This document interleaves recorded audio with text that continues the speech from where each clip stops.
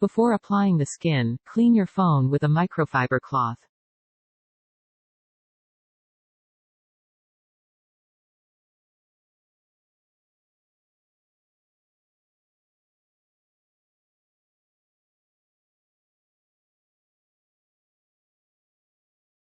Align the cut-out skin to your phone.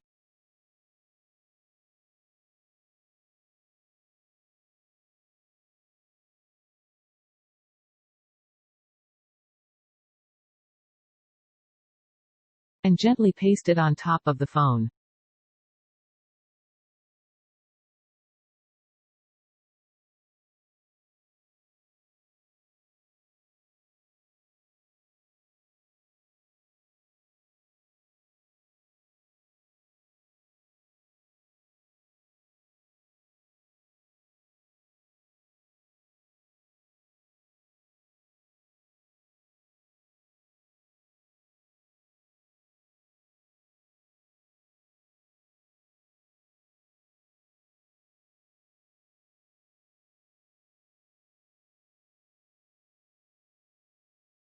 Using hair dryer or heat gun to heat 4 corners and sides of the skin, and rub it with a microfiber cloth.